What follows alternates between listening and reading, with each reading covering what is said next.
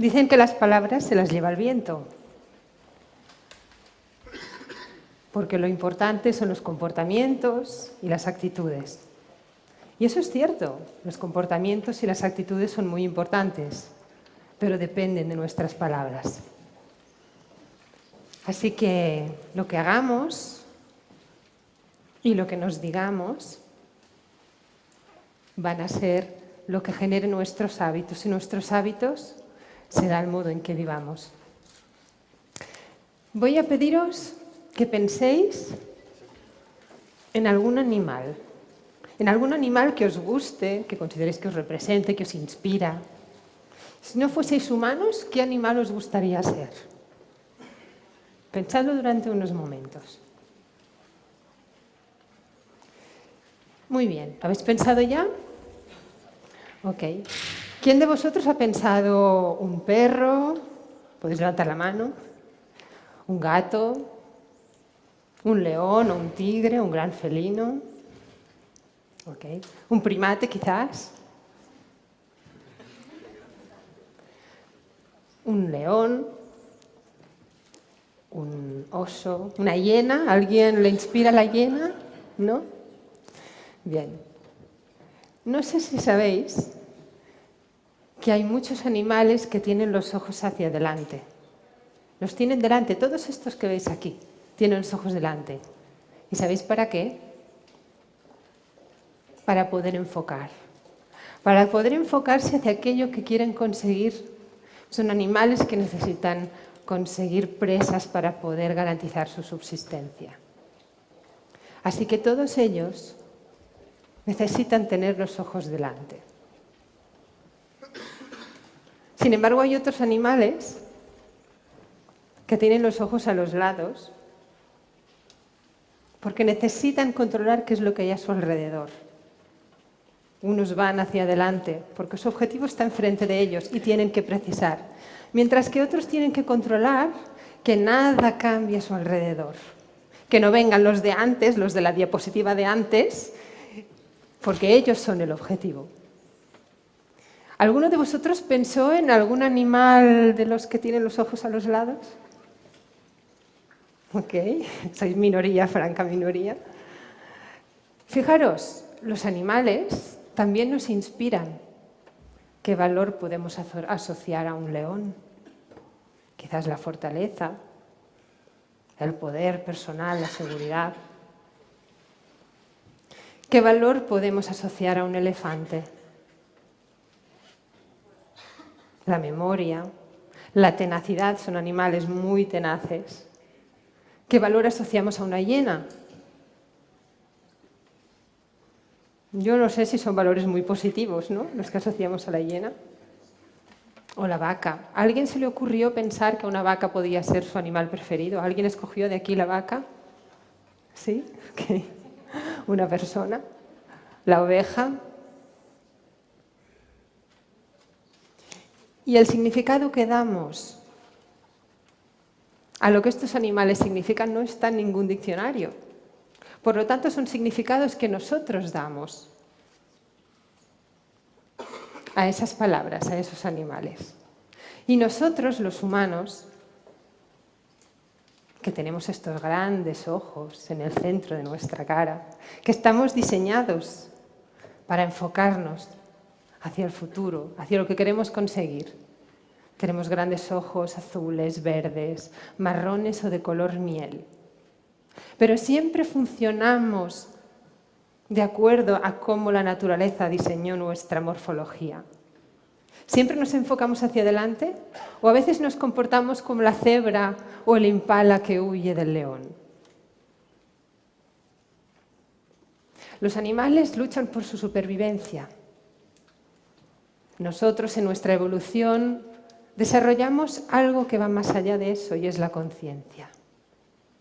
Y la conciencia nos ha permitido buscar algo que llamamos autorrealización. Encontrarnos a nosotros mismos, plantearnos objetivos, metas, retos, pensar en proyectos y luchar para conseguirlos. Pero no siempre lo hacemos. A veces somos leones, a veces somos impalas. El problema es que no siempre tenemos un león delante que nos está amenazando. De hecho, diría que ninguno de nosotros habremos tenido algún león que nos esté amenazando. ¿O me equivoco? Bien, ¿qué es lo que hace que seamos león o que seamos impala o cebra? Las palabras. Las palabras contienen significados, pero esos significados contienen emociones. Se han hecho estudios sobre el impacto que tiene decirse palabras positivas o palabras negativas de modo sostenido a lo largo del tiempo. Y se ha llegado a la conclusión de que las personas que se dicen palabras positivas viven mucho más tiempo.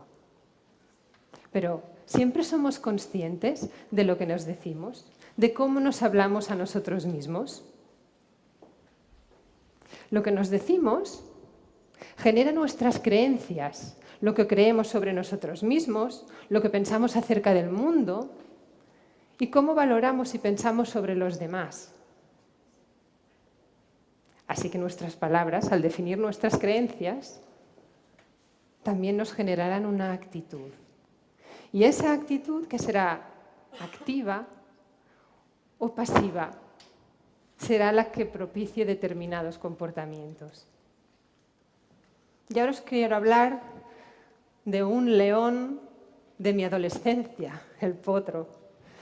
Yo iba a un instituto muy grande, que había muchas clases por cada nivel, y había una clase que era para todos aquellos que competíamos en algún deporte, y yo iba a la clase de los deportistas. Y sin embargo, a pesar de supuestamente estar en forma, ser alta, tener 2 piernas, nunca fui capaz de saltar el potro. En mis 4 años de instituto y en las cientos o miles de veces de intentos de saltar el potro. ¿Por qué? Por las palabras que yo me decía a mí misma. Y veía al potro allí amenazante, con el trampolín delante, y yo esperando que me tocara el turno, y me decía a mí misma: es imposible que yo pueda saltar este potro. No soy capaz de saltar el potro. Cuando yo me digo a mí misma esto, me genero miedo. Porque primero viene el pensamiento, luego viene la emoción. Así que al final de tanto entrenarme, ya me asaltaba el miedo directamente. Ni siquiera necesitaba el generar el pensamiento. Solo de ver el potro, se me generaba toda la reacción que tiene una cebra cuando se siente perseguida por un león. Tenemos un cerebro de mamífero y funcionamos como mamíferos. Y han pasado unos cuantos miles de años desde que evolucionamos tanto. Así que yo, ¿qué hacía? Generándome todos estos pensamientos, mi cuerpo cambiaba y adoptaba la morfología de la impotencia. Así que mi corazón se aceleraba, mis piernas empezaban a temblar, mis manos a sudar, lo cual me confirmaba que realmente era imposible que yo pudiera saltar el potro.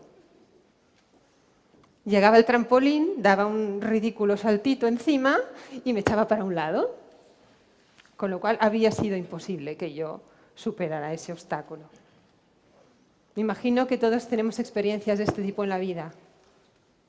Así que lo que nos decimos se convierten en profecías de autocumplimiento. ¿Qué me digo a mí mismo que me hace ser como soy? Las profecías de autocumplimiento generan en realidad cada uno de nuestros comportamientos. Yo hubiera podido aprender y pensar, quizás todavía no me atrevo a saltar el potro, pero sé que puedo llegar a hacerlo. Nunca me dije una frase de este tipo. Era simplemente un no puedo, no soy capaz. Y cuando decimos esto, nuestro inconsciente se encarga de que sea real. Por eso diseña estas emociones de incapacidad y de impotencia. Por eso no podemos controlar el miedo, porque eso ya lo hace el inconsciente de manera automática, en que se activa el sistema simpático del estrés para poder huir del supuesto león. Así pues, como en mi caso. Utilizaba palabras que me dinamitaban la posibilidad de conseguir cosas, de hacer cosas. Mirad por un momento estas palabras que hay aquí, que os sugieren. ¿Cuál es la emoción que os transmiten? Dificultad, desagradable, estrés, mediocridad, insoportable. ¿Alguna de ellas os hace sonreír? ¿Cuántas de estas cosas nos decimos cada vez que cometemos un error? Seré imbécil. Y si eso te lo dices en un momento en que se te ha caído algo por error y no te lo dices más, no pasa nada. Pero ¿qué pasa cuando esto lo decimos un día detrás de otro, detrás de otro? ¿Qué nos pasa por dentro? ¿Cómo nos sentimos? En esa época de instituto, en que uno pasa de ser un niño, una niña en mi caso, a ser una persona adulta. Y en esa transición en que uno siente tantas dudas sobre sí mismo, yo tenía otra creencia, tenía una colección entera, no las voy a compartir todas porque si no, no salís de aquí hoy. Una creencia mía que era firme, yo me decía a mí misma, no sirvo para las matemáticas. Y era tan cierta para mí que efectivamente yo no servía para las matemáticas, con lo cual me quedaban cada año para el curso siguiente. Eso sí, conseguí aprobarlas al final, ¿eh? Pero bueno, tardaba bastante más de lo normal y mucho más esfuerzo. Para mí matemáticas significaban frustración, significaban fracaso, significaban dificultad. Me acuerdo un día que volví a casa toda contenta, ansiosa por llegar y contarle, sobre todo a mi madre, que era una persona muy exigente, que había sacado la mejor nota en mi clase de historia. Un 8,5, tampoco era un 10, pero no estaba mal. Así que llego toda contenta y le digo, mira mamá, estoy súper contenta, he sacado la mejor nota de la clase. Éramos 40, no 25. He sacado un 8,5. Y ella me miró, sin cambiar su cara, ni una leve sonrisa, y me dijo, ¿y de matemáticas? Bueno, ¿cómo cambiaron sus palabras mi emoción interna? Para vosotros quizás matemáticas es una palabra neutra, para mí no, era una palabra terrible. Y ella lo sabía además. Así que, ¿qué les decimos a los demás a veces? ¿Cómo hablamos, cómo interactuamos con las personas? ¿Y de qué modo lo que decimos tiene un impacto positivo o negativo en los demás? A veces ni siquiera somos conscientes. Yo estoy segura de que mi madre tenía una intención positiva al decirme esto, ¿no? Que en aquel momento, desde luego, no le supe encontrar, ya os lo digo también. Así que, ¿qué hacemos con nuestras palabras? ¿De qué manera nos generamos creencias que nos limitan? ¿O de qué manera generamos posibilidades? Y a veces la exigencia, como en el caso de mi madre, no es positiva porque genera el efecto contrario. Así es que mi alegría se volvió en una fracción de segundo en tristeza y en rabia, en ambas cosas. Y en frustración, claro. Sin embargo, ¿qué os generan estas palabras? Alegría, belleza, bienestar, aplaudir, celebrar, pasión. ¿Cuántos de nosotros somos conscientes de qué tipo de lenguaje utilizamos de manera habitual? Mi padre, cuando cumplió 80 años, me acuerdo en una comida familiar que todo el mundo le dijo, venga, va, di unas palabras y tal. Y él dijo, bueno, dice, pues la verdad es que ahora que ya tengo 80 años voy a tener que empezar a pensar que quiero ser de mayor. Y ahora que tiene 83, dentro de unos días va a hacer 84, cuando alguien le pregunta, ¿y usted qué edad tiene? Él dice, 17. Dice, bueno, 17 para mi primer centenario. ¿Qué significa esto? Que habla desde el optimismo. Cuando hablamos utilizando palabras positivas, generamos un estado de bienestar. Y está demostrado que nuestras palabras, nuestras emociones, impactan en nuestro cuerpo. Y se ha podido ver que utilizar palabras como las de la diapositiva anterior afecta a nuestra toma de decisiones y a la manera como planificamos nuestros actos. También afecta a la capacidad de memorizar. Ya ahí tenemos estudios sobre esto. Así que no son teorías esotéricas, sino que es ciencia.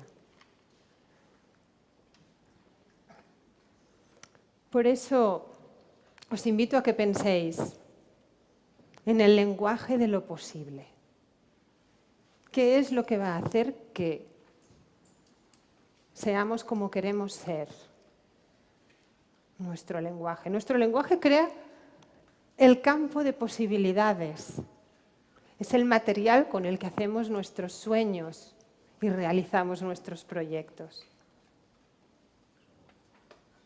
Cuando a un niño alguien le dice, no hables, no chilles, no te muevas, no, no, no, no, no. Esa palabra no en el cerebro genera el efecto de lo que os he dicho antes. No serás nunca capaz de hacer no sé qué. Es que no sabes escuchar. Estos son sentencias y estamos generando en la mente de otros, sobre todo de los más vulnerables, que son los niños, profecías de autocumplimiento. Porque cuando un adulto le dice a un niño, tú nunca serás capaz de hacer nada bueno en la vida, que es como la sentencia peor que te pueden decir, para un niño un adulto es una autoridad. Así que eso va a quedar grabado en su inconsciente y de algún modo va a proyectarse hacia que esa creencia sea realidad. ¿Y qué podemos hacer para vigilar nuestras palabras? Pues haceros una pregunta. ¿Lo que yo me digo a mí mismo tiene que ver con lo que yo quiero ser? Otra. ¿Cómo me hacen sentir estas palabras que me estoy diciendo en este momento? ¿Me hacen sentir mejor o peor? Y otra pregunta más. ¿Las palabras que digo a los demás les ayudan a sentirse mejor o peor? ¿Cómo sé yo el impacto que tengo en los demás? Os invito a que penséis sobre todas estas cosas, porque yo en aquella época del instituto, donde tenía tantas creencias coleccionables, que luego he ido cambiando, también tuve una experiencia de tener que recitar, cuando tenía 15 años, un poema delante de esos 40 compañeros de clase que primero tuve que memorizar. Así que mis piernas temblaban, todavía no dormía la noche anterior pensando que tenía que recitar el poema. Si hoy estoy aquí, delante de todos vosotros, hablando con bastante tranquilidad, es precisamente porque cambié mis palabras, el modo como me hablaba a mí misma. Muchas gracias.